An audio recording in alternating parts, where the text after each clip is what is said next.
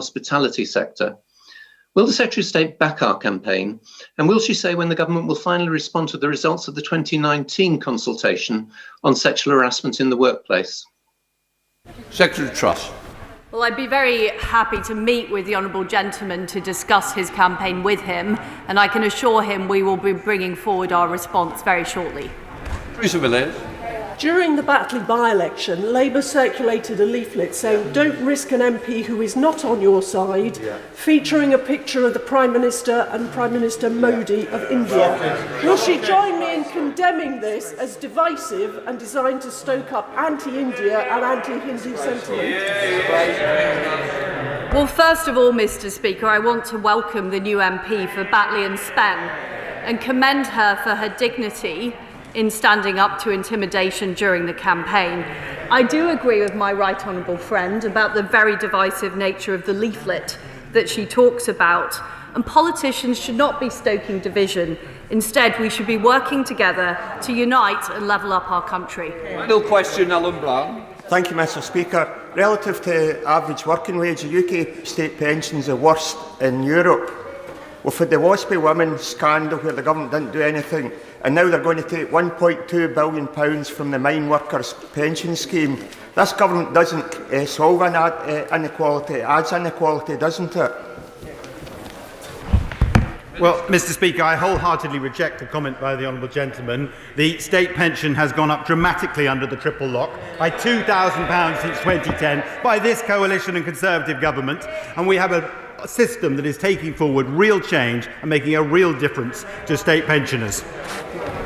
Before we come to Prime Minister's questions, I would like to point out that the British Sign Language interpretation of proceedings is available to watch on Parliament Live TV. We now come to questions to the Prime Minister. John McNaught. Question number one, please. Mr. Speaker, today marks the 16th anniversary of the 7/7 London bombings.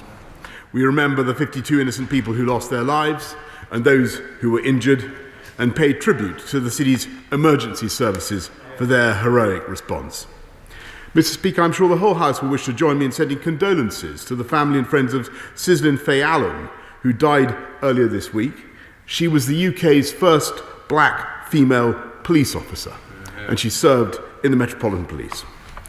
Mr. Speaker, I'm sure colleagues will also want to join me in wishing the England football team the best of luck for tonight's semi-final against Denmark. This morning I had meetings with ministerial colleagues and others, and in addition to my duties in this House, I shall have further such meetings later today. John McNaught. Thank you, Mr. Speaker. Prime Minister, we hear a great deal in this place about the rule of law and injustice. Can the Prime Minister tell me what he's going to do about the injustice that my constituents in Falkirk, indeed families up and down the UK, are facing every day because of the retrospective loan charge that is fast turning into the next post office scandal? The hounding by HMRC, clearly out of control, accountable to no one, has managed to hoodwink, mislead his own Treasury ministers. And now, according to the head of HMRC, the retrospective loan charge appears to be without any legal basis or justification. Therefore, will the Prime Minister accept this matter needs further and immediate investigation? Minister. Mr. Speaker, I'm acutely aware, as I think all colleagues are around the House, of the pain suffered by those who entered into loan charge schemes, and I think alas, that they were misguided to do so. But I think that the line taken by the Treasury, I'm afraid, is right on this. Let's go to John Stevenson. John. Thank you, Mr. Speaker. Prime Minister, there is more that unites us than divides us is very true of the United Kingdom. However, improved connectivity is vital to ensuring we remain united. The government's recent interim connectivity review has suggested some improvements. If this is really going to happen, then improvements must be made to the A75, the A69, and to the extension of the Borders Railway. Does the Prime Minister support such investment, and what is the timescale for such investment? Prime Minister. I thank my honourable friend for his excellent question. I think he should not have too long to wait for the final recommendations from Sir Peter Hendy about the A75 and other great features of union connectivity which this government hopes to support. But we've already agreed 5 million from the UK and the Scottish governments to support the extension of the Edinburgh-Tweed Bank Borders Railway to Carlisle. We now come to the Leader of the Opposition, Keir Starmer. Thank you, Mr. Speaker. Can I join the Prime Minister in his remarks about the 7/7 anniversary? I remember where I was on that day and will never forget it. I'm sure that's the same for everybody, and we will never forget all those affected, especially the family and friends of all those who died. Can I join the Prime Minister in his comments about Faye as well, and also about football, and wish the very best of luck to the England football team this evening. I'm sure the whole country, with the possible exception of the Conservative MP for Ashfield, will be watching this evening and cheering England on. Mr. Speaker, can I also extend a special welcome to the new member for Batley and Spen? And will members opposite forgive me if I just turn round to look at the new member for Batley and Spen as she sits there on these benches beneath the plaque to Jo Cox, her sister. And that's a special and emotional moment for all of us on these benches. And I think for everybody across this House, it takes incredible courage and bravery to stand in that constituency and to sit on these benches beneath that plaque. Mr. Speaker, we all want our economy to open and to get back to normal. The question is whether we do it in a controlled way or a chaotic way. The Health Secretary told the House yesterday that under the government's plan, infections could go as high as 100,000 a day. Now, a number of key questions fall from that. First, if infections reach that level, 100,000 per day, what does the Prime Minister expect the number of hospitalisations, deaths, and the number of people with long COVID will be in that eventuality? Prime Minister.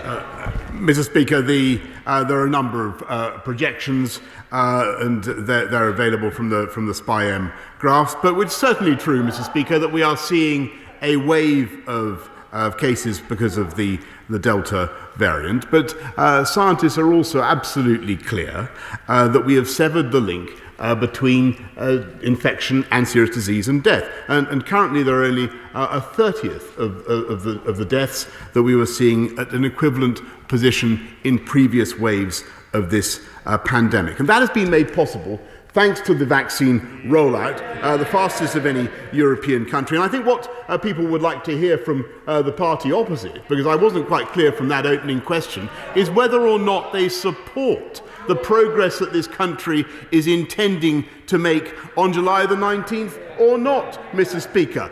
He says it's reckless to go ahead. Does that mean he's opposing it? Starmer.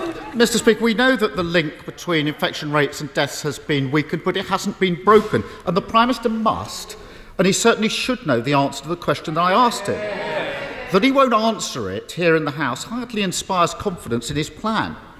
Mr. Speaker, let's be clear why infection rates are so high. Because the Prime Minister let the Delta, or we can call it the Johnson variant, into the country. And let's be clear why the number of cases will surge so quickly, because he is taking all protections off in one go. That is reckless. The SAGE papers yesterday, Mr. Speaker, make clear that with high infection rates, there's a greater chance of new variants emerging, greater pressure on the NHS, more people will get long COVID, and test and trace will be less effective. Knowing all that, is the Prime Minister really comfortable with a plan that means 100,000 people catching this virus every day and everything that entails? Mr. Speaker, I really think we need to hear from what the Honourable Gentleman what he actually supports.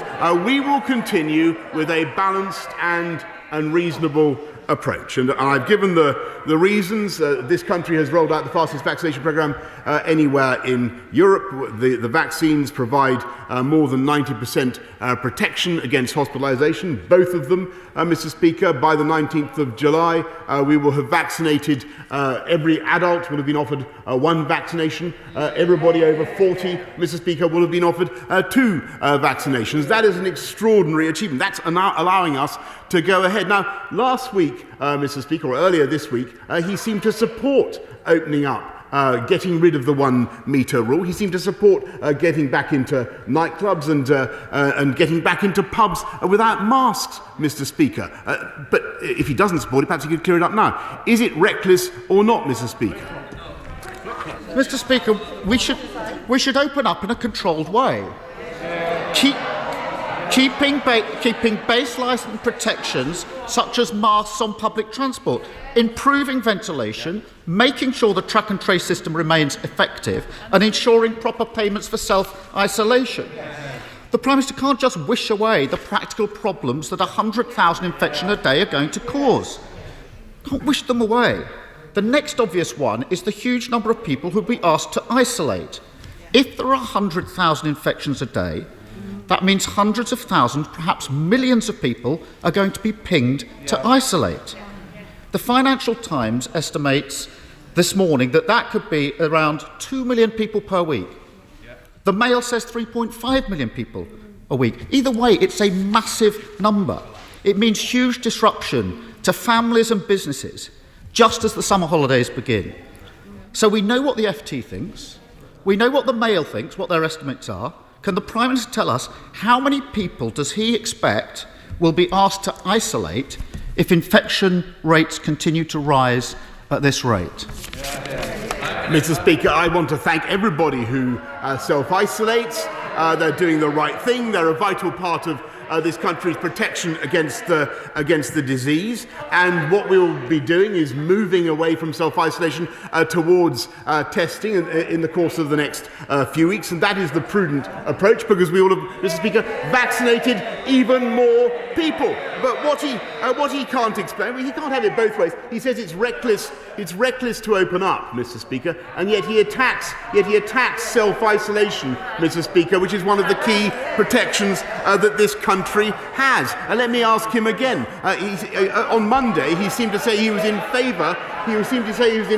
Of opening up on July the 19th. Now he's saying it's reckless. Which is it, Mr. Speaker? Maybe I can help a little, just to remind us that it's Prime Minister's questions. If we want opposition questions, we'll need to change standing up. The question was simply how many people are going to be asked to self-isolate if there's 100,000 infections a day, and he won't answer it. And we know why he won't answer it and pretends I'm asking a different question. He ignored the problems in schools. Now there's 700,000 children off per week because he ignored it. Now he's ignoring the next big problem that's heading down the track and going to affect millions of people who have to self-isolate. Now, it won't feel like Freedom Day to those who have to isolate, when they're having to cancel their holidays, when they can't go to the pub or even to their kids' sports day. And it won't feel like Freedom Day, Prime Minister, to the businesses who are already warning of carnage because of the loss of staff and customers. It must be obvious, with case rates that high, his plan risks undermining the track and trace system that he spent billions and billions of pounds on. Prime Minister, there are already too many stories of people deleting the NHS app. He must have seen those stories. And they're doing it because they can see what is coming down the track. Now, of course, we don't support that, Mr. Speaker, but under his plan, it's entirely predictable. What is the Prime Minister going to do to stop people deleting the NHS track because they can see precisely what he can't see, which is millions of them are going to be pinged this summer to self-isolate? Mr. Speaker, of course we're going to continue with the programme of self-isolation for long as that is necessary. I thank all those who are doing it. But of course, what we're also doing is moving to a system of testing rather than self-isolation, and we can do that because of the massive rollout of the vaccine programme. what I'm still not, I think about the fourth or fifth time, Mr. Speaker, it's still not clear whether he's actually in favour of this country moving forward to step 4 on the basis of the massive rollout of vaccines. And yes, of course, Mr. Speaker, this is unlike the law, where you can attack from lots of different positions at once. To oppose, you must have a credible and clear alternative. And I simply do not hear that. Is he in favour of us moving forward, yes or no? It's completely impossible to tell. Just to, once again, it's Prime Minister's questions and the Prime Minister answers questions. Keir Starmer. If he stopped mumbling and listened, he'd have heard the answer the first time. We want to open in a controlled way and keep in line baseline protections that can keep down infections, like mandatory face masks on public transport. Now, we know that will protect people, reduce the speed of the virus and the spread of the virus, and it won't harm the economy. It's common sense. Why can't the Prime Minister see that? Prime Minister. Of course, Mr. Speaker, we can see that it's common sense for people in confined spaces to wear a face mask out of respect and courtesy to others, such as on the tube. But what we're doing, Mr. Speaker, is cautiously, prudently moving from legal diktat to allowing people to take personal responsibility for their actions. And that is the right way forward, Mr. Speaker. And I must say that if really that is the only difference between us, if he supports absolutely everything else, so opening pubs, opening nightclubs, getting rid of the 1 metre rule, getting people back to work, and it's all about whether the difference between making face masks mandatory or advisory on the tube. If that is the only difference between us, Mr. Speaker, then that is good news. But I'd like to hear him clarify that. Starmer. Mr. Speaker, he agrees it's common sense because it protects the public, but he won't make it mandatory. It's ridiculous. Yeah. It's clear what this is all about. He's lost a health secretary, he's lost a by-election, and he's getting flack from his own MPs. So he's doing what he always does, crashing over to the other side of the aisle, chasing headlines and coming up with a plan that hasn't been thought through.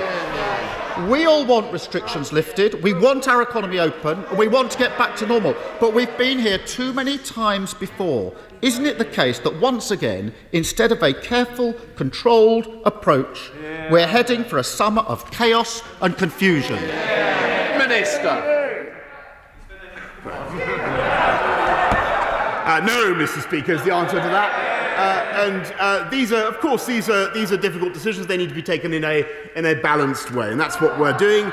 And throughout the pandemic, to do all these things, frankly, Mr. Speaker, takes a great deal of drive and it takes a great deal of leadership to get things done. And if we'd followed his advice, Mr. Speaker, we would still be in the European Medicines Agency, and we would never have rolled out the vaccines as fast. If we'd followed his advice, Mr. Speaker, we would never have got schools open again with all the damage to kids' education. And frankly, Mr. Speaker, if we listened to him, we would not now be proceeding cautiously, pragmatically, sensibly to reopen our society and our economy and give people back the chance to enjoy the freedoms they love. We're getting on with taking the tough decisions to take this country forward, Mr. Speaker. We vaccinate, they vacillate. We inoculate, Mr. Speaker, while they're invertebrate. Thank you, Mr. Speaker. Last week I visited Penketh South Primary School in Warrington to talk to Year 6 children about how we can generate cleaner energy in the future. Does the Prime Minister agree with me that as well as backing electric vehicle production in the North West, there's a great opportunity to shift towards low-carbon hydrogen by providing support for projects such as HyNet Northwest, which by 2030 will secure thousands of green jobs in the Northwest, as well as by cutting emissions to the same level as taking 4 million cars off the roads? Yes, Mr. Speaker, I believe that the North West, in addition to the rest of this country, can be a world leader, will be a world leader in hydrogen technology, and I think the HyNet project is an excellent example. We've already put 45 million into supporting the HyNet project, kick-starting hydrogen capture and storage, and I thank him for his support. We now come to the Leader of the SNP, Ian Blackford.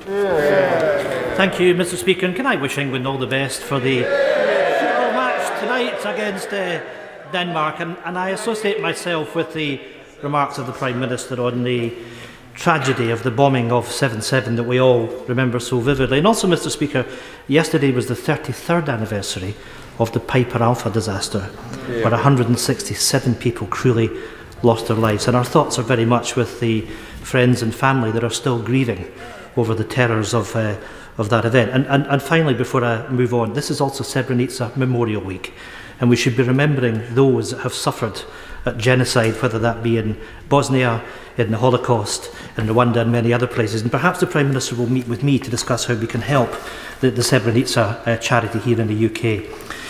Mr. Speaker, this week the Tory government introduced its so-called electoral integrity bill.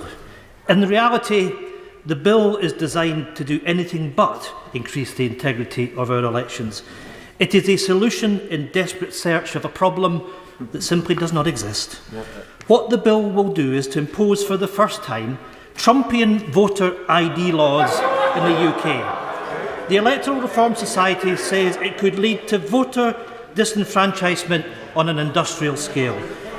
Disenfranchising people from working class communities, BME communities and others already marginalised in society, creating barriers to vote.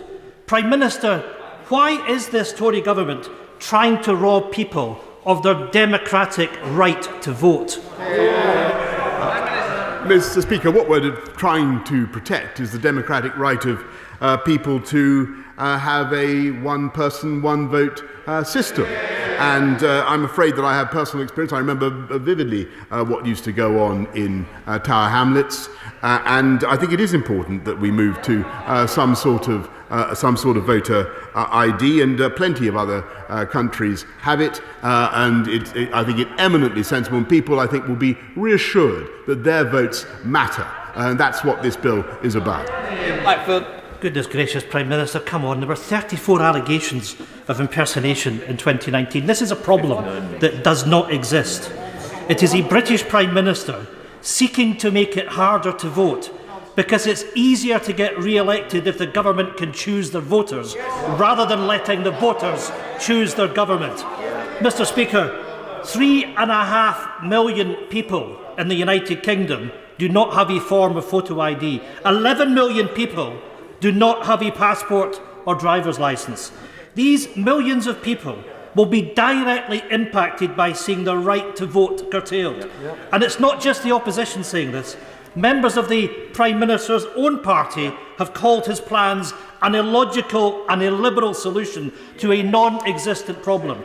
Mr. Speaker, will the Prime Minister withdraw these vote-rigging proposals immediately, or he will continue down the path of being a tin pot dictator? Well, Mr. Speaker, look, I think he's making a bit of a mountain out of a molehill, if I may respectfully suggest. Councils will be under an obligation to provide free photo ID to anybody who wants it, and I do think it reasonable to protect the public in our elections from the idea of voter fraud. Nobody wants to see it. And by the way, I don't think that elections in this country should be in any way clouded or contaminated by the suspicion of voter fraud, and that's what we're trying to prevent. Murray. Thank you very much, Mr. Speaker, and I was pleased to see my right honourable friend in Cornwall for a very successful G7 summit. Whilst I know he didn't manage to get to South East Cornwall, I can assure him that Looe is a very beautiful coastal town. The problem is Looe floods regularly. Will my right honourable friend speak to government departments to get this sorted? Through my honourable friend, just thank again the people of Cornwall, South East Cornwall, everybody of Cornwall. It was a wonderful hospitality that the G7 had, and I assure her that I'm aware of the problem of the flooding in Loo, and I can tell her that my right honourable friend, the Environment Secretary, has met Cornwall Council to discuss the matter, and we will do everything we can to sort it out. You'll have it. Thank you, Mr. Speaker. I'd like to add my voice on behalf of the Albion Party to the comments about 7-7. On the morning of 7-7, I was in a meeting at UCLH A&E as the information started coming through, and I would pay tribute to every single one of those frontline staff that I worked alongside on that day. It was a long shift, and it was a long walk home that evening.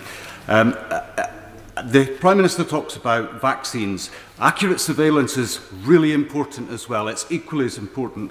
And on the 15th of March, the Department of Health and Social Care Minister, Lord Bethell, on Twitter said that Omega Diagnostics and Willogic were in line for 2 million lateral flow device order per day by the end of May.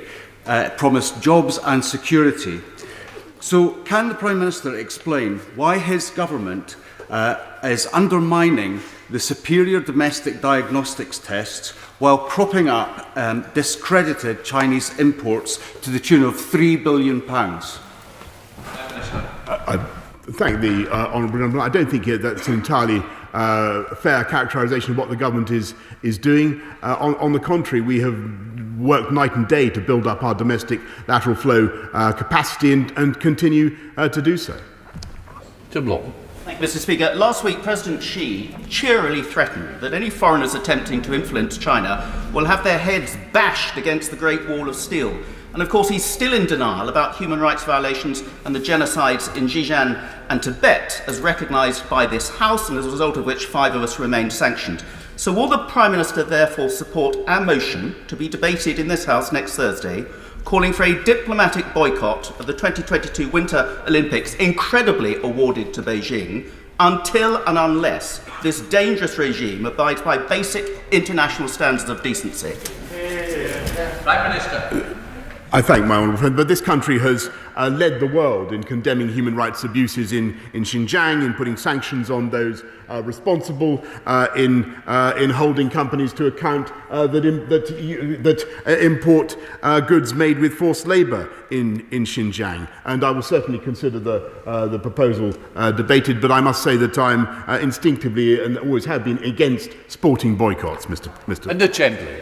Thank you, Mr. Speaker. May I associate myself with the remarks of the Prime Minister and others on the anniversaries being marked today. Now, this Sunday, 11th July, marks 2 years since the Government committed to reforming a cruel aspect of the welfare system, which forces terminally ill people to prove that they have 6 months or less to live before they're granted fast access to benefits. And the Motor Neuron Disease Association, Marie Curie, estimate in that time 7,000 people have died waiting for a decision on their benefits claim. And with the pandemic and the NHS managing that and the backlog of diseases, this situation will only become more acute. When will the Government publish its review and finally scrap the 6-month rule as it has committed to do so? I'm great. Thank you, the Honourable Lady. I'm aware of the issue that she's raised. To the best of my knowledge, we are making that change, but I will write to her as soon as I have that information. David Jones. Thank you, Mr. Speaker.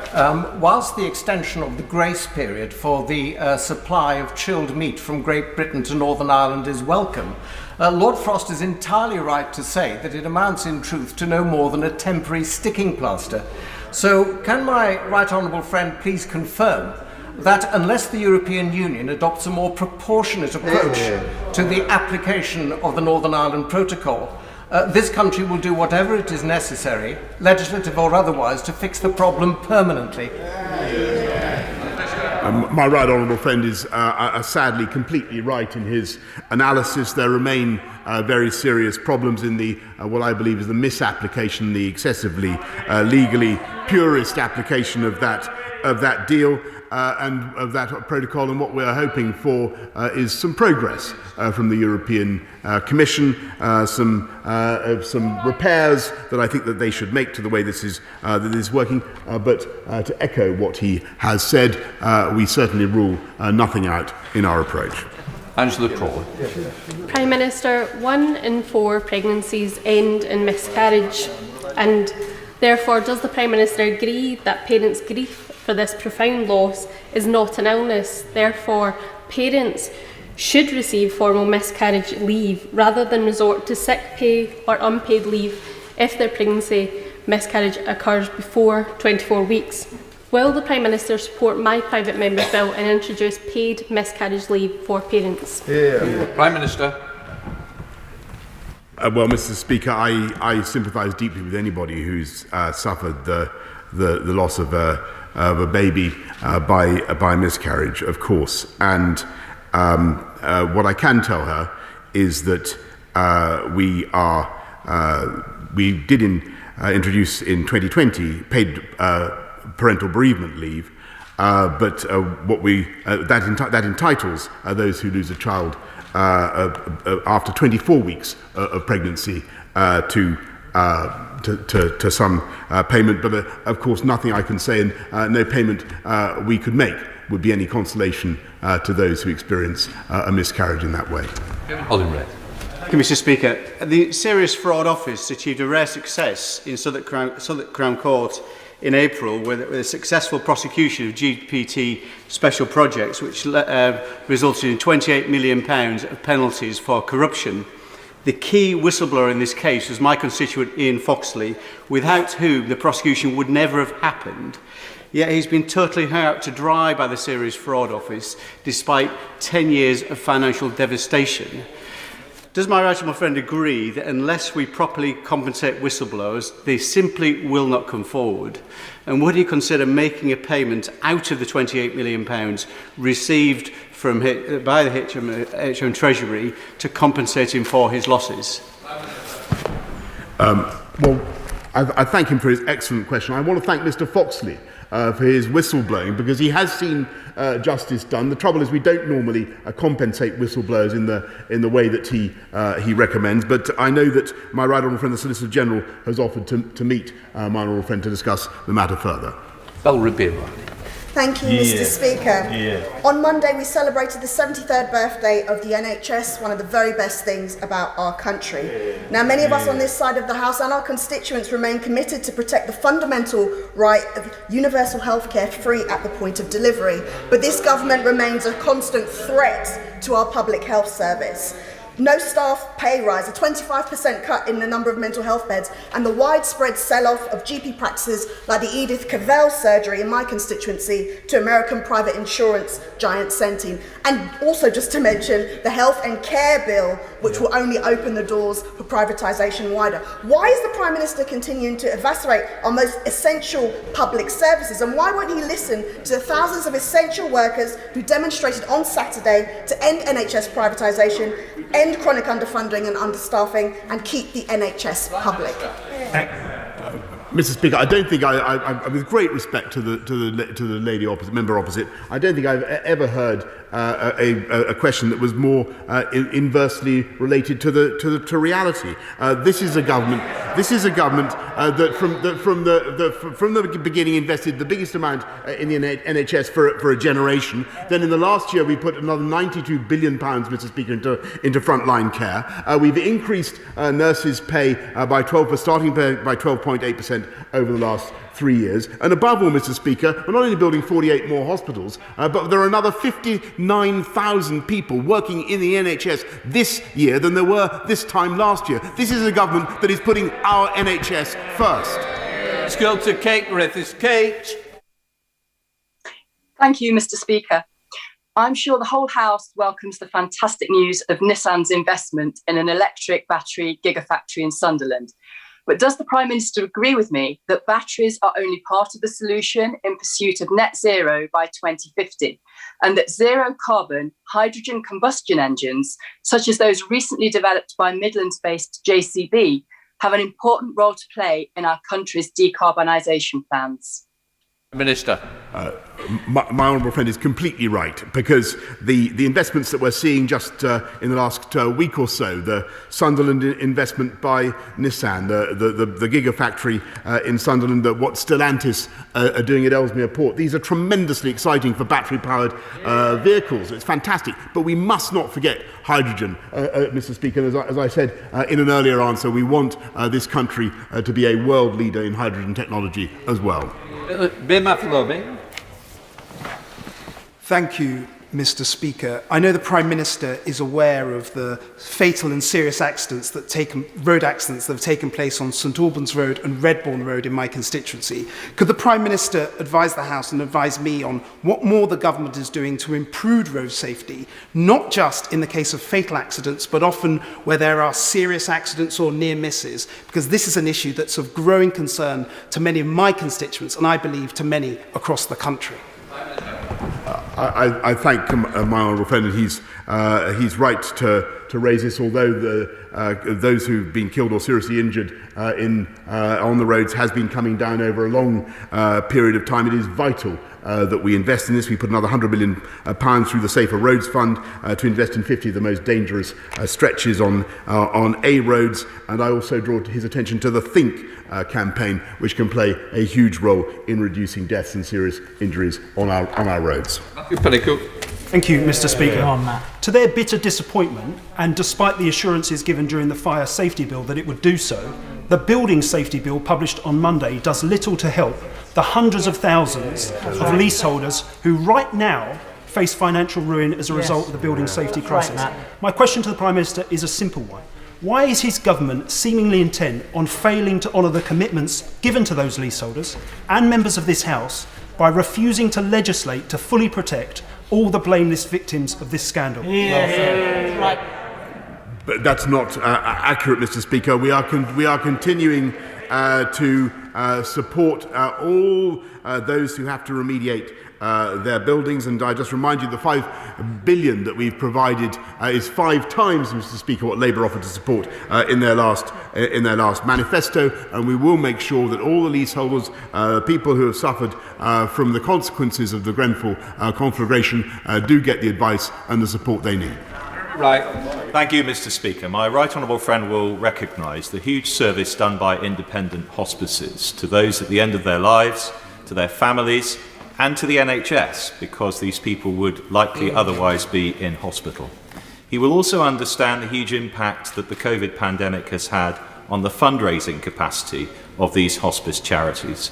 So can I ask him to consider carefully and personally the case that is being made by independent hospices for greater government support for their clinical costs which, if they were no longer there, would undoubtedly be borne by the taxpayer and by the hard-pressed NHS. Prime Minister.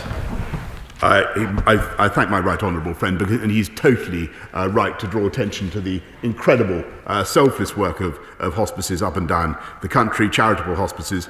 They do receive £350 million of government funding annually. He's right to draw attention to the particular difficulties they've had in fundraising, and that's this year over the pandemic, and that's why they've received an additional £257 million in national grant funding arrangements. Let's go to Imran Hussain. Imran. Mr. Speaker, in January, the Prime Minister promised me that he would listen to the calls of those that the government had excluded from vital support to protect their jobs, businesses, and incomes during the coronavirus pandemic. Yet over the last 6 months, many of my constituents are still coming to tell me that they have been shut off and ignored, and millions across the country continue to be excluded. So I have to ask the Prime Minister, why did he give those who have been excluded false hope instead of the support they desperately needed? Minister. Mr. Speaker, I thank the honourable gentleman. Of course, I know how tough it has been for millions of people up and down the country. I know how tough it has been for business. But that's why this government put in an extraordinary £407 billion to support jobs and livelihoods across the country throughout the pandemic. And the single most important thing we can do now for the individuals, for the families that he represents and that he's rightly talking about today, is to help our country to get back on its feet by cautiously opening up in the way that we are on July the 19th, if we can take that step, which I very much hope that we will. I hope that it may command the support, if not of the Leader of the Opposition, then at least of him. Thank you, Mr. Speaker. The River Test is one of the finest chalk streams in the world, but since May, diesel has been spilling into the river. What matters most is that the flow is stopped and that there is an effective clean-up. But there are many agencies involved, which has made a coordinated response challenging. Please will my right honourable friend make sure the Environment Agency, Natural England, Southern Water, local authorities and DEFRA are all involved to solve this environmental catastrophe together. I thank my right honourable friend. She's completely right. All those bodies are involved, but the lead agency is the Environment Agency. I know that they're in touch with her, and I must say I have a very high regard for them and for their work. Thank you, Mr. Speaker. I'm not sure the Prime Minister actually welcomed the new member, the honourable member for Back Against Spain, but perhaps you'd want to correct the record after this. They say where there's a will, there's a way, and the public will clearly welcome the government's move to introduce emergency legislation for pubs and bars tomorrow to be able to stay open on Sundays later. However, the public will wonder why tomorrow that the member for Delyn will be allowed to return to this House and not subject to a recall, despite being a serious case of sexual harassment. Naturally, the public doesn't understand why there should be one rule for Conservative MPs and another for the rest of us. So, therefore, will the Prime Minister allow time tomorrow for a motion to close this loophole and make him subject of a recall? Minister. First of all, Mr. Speaker, the gentleman in question the sanction has come to an end, and secondly, he is in error. The gentleman opposite is in error. He is not a Conservative MP. David Davis. Mr. Speaker, this year thousands of children will die because of the government's dramatic cuts in international aid. Top lawyers in the country advise us that this policy is unlawful and it's never been presented to this House for approval. When he was previously asked by my right honourable friend for Sutton Coldfield, he suggested that the estimates vote would be the appropriate vote, but that does not allow us to increase the amount of spending on this aid. So I ask the Prime Minister again, when are we going to get a binding vote on the government's aid policy? I'm grateful to my right honourable friend, but I'm assured by my right honourable friend, the Leader of the House, that the House was given a chance to vote on this matter on the estimates votes, but mysteriously chose not to. Tamarjit Singh Desi. Thank you so much. Mr. Speaker, my grandmother, whom I love dearly, was lying on a hospital deathbed, and none of us were allowed to be there to comfort her in her final moments. I couldn't even carry her coffin on my shoulders. I also had to endure the agony of watching alone online the funeral of my uncle, my fun-loving uncle, and we were not there to comfort my brother-in-law's father, who had somehow contracted COVID in a Slough care home during his final moments. All this because we followed government guidance. Having experienced such painful personal sacrifices, like many others, imagine our collective disgust when, in order to curry favour with the Prime Minister's chief advisor, we see psychophantic, spineless, hypocritical government ministers lining up to defend the indefensible, saying it's time to move on, with some even having the gall to tell us that they too go for a long drive when they need to get their eyesight tested. What an absolute disgrace, and they shall be thoroughly ashamed of themselves. So when is the Prime Minister finally going to apologise to the nation for not mustering up some courage and integrity, for doing the honourable thing and sacking his chief advisor, who so shamelessly flouted his own government guidance, so that he could have regained that lost public trust and confidence, and he could have demonstrated that it's not one rule for him and his elite chums and another for the rest of us plebs? Well said. It is very emotional, Prime Minister. Well, perhaps the best thing I can say, Mr. Speaker, is how deeply I think the government, everybody sympathises with those who have gone through the suffering described by the gentleman opposite. And no one can, who hasn't been through something like that, can imagine what it must feel like to be deprived of the ability to mourn properly, to hold the hands of a loved one in their last moments in the way that the honourable gentleman describes. And I know how much sympathy there will be with him. And I take his the criticisms most sincerely of the government and everything that we have done, but all I can say, we have tried throughout this pandemic to minimise human suffering, to minimise loss of life, and for where we have, and for, as I've said before, when he asks me to apologise, I do. I apologise for the suffering that the people of this country have endured, and all I can say is that nothing I can say or do can take back the lost lives, the lost time spent with loved ones that he describes, and I'm deeply, deeply sorry for that. Point of order, Samuel Wilson. Speaker, on the 23rd of June, my colleague for Lagan Valley asked the Prime Minister whether Article 6 of the Act of Union 1800 had been impliedly repealed when the protocol was approved, the Northern Ireland Protocol was approved by the House of Commons. The Prime Minister answered emphatically no. Last Thursday in the High Court, responding to a case made by the government's lawyers that the Northern Ireland Protocol was not in conflict